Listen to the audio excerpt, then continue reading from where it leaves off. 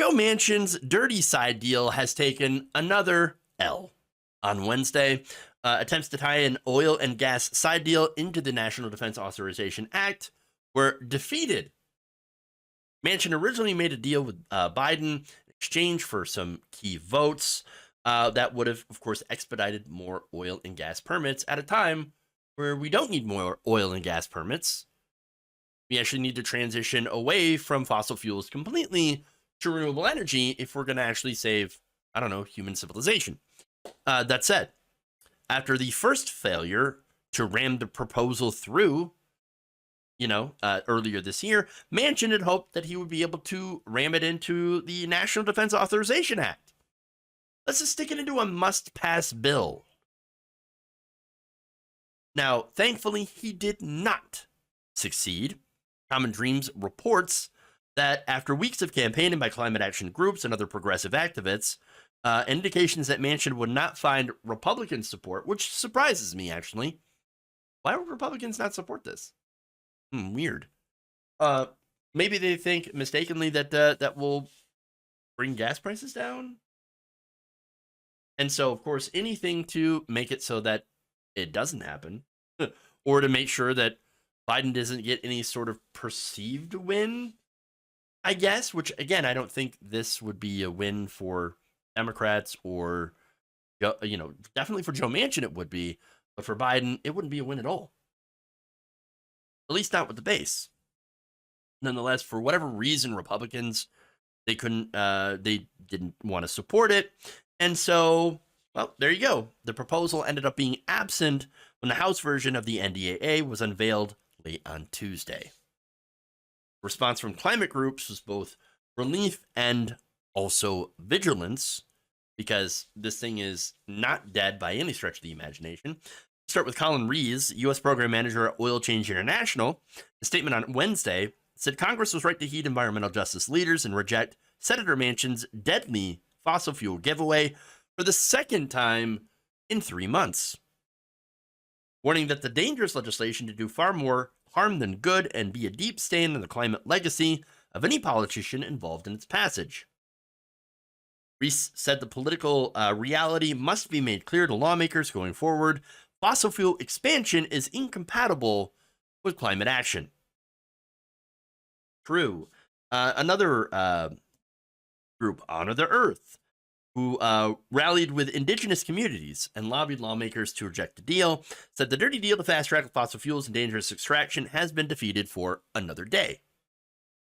The most recent setback for Manchin's dirty energy giveaway is a monumental victory for the environmental movement, whose strong opposition once again stopped this scheme in its tracks.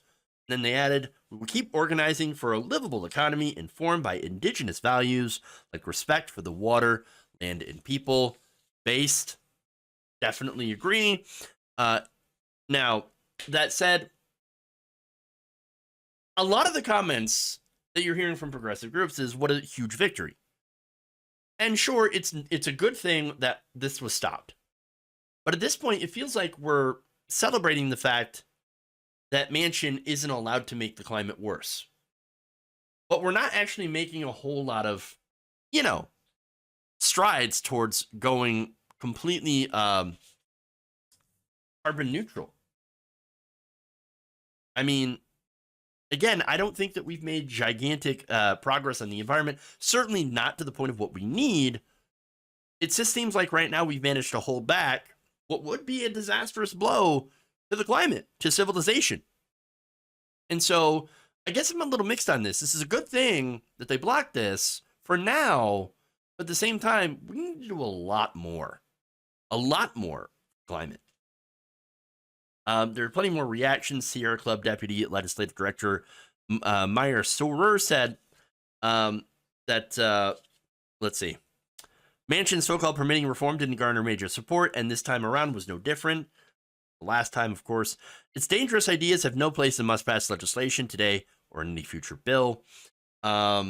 Abigail Dillon, president of Earth Justice, says the dirty permitting deal did not belong on the NDAA or a must-pass legislation. We are pleased that it was not included in this latest text.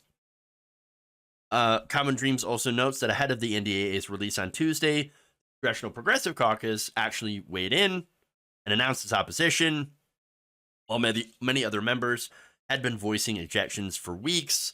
On that point, where was the Congressional Progressive Caucus before? Why did it take you so long to come out and oppose this publicly?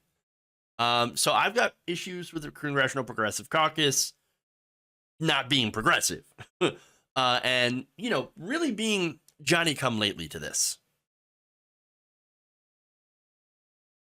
I think that if, progressives need to be a little bit louder if you're actual progressives. And to be fair, as I mentioned, some of them have been loud for quite some time. That said, they tried this twice. There's a good chance they're going to keep trying it again, and that's a problem. The donors want it. Joe Manchin, he wants it real bad. In fact, other groups are saying that the fight is not over yet. For example, Ariel Moger, who's Government and Political Affairs Director at Friends of the Earth, said, with momentum on the side of frontline communities, the fight will continue until the bill dies at the end of this Congress. We cannot and will not stop until Manchin's dirty deal is completely defeated. And then Bill McKibben added this in a different tweet here.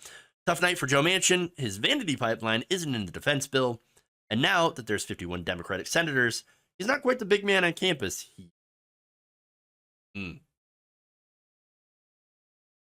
Again, I can only hope that the side deal is indeed going to die. For now, yes, it has been blocked. It has been stopped, but there will always be an appetite from the donors and from Manchin himself, a coal baron, to revive it. And so, again, we must always remain vigilant and fight for the climate and the future of human civilization.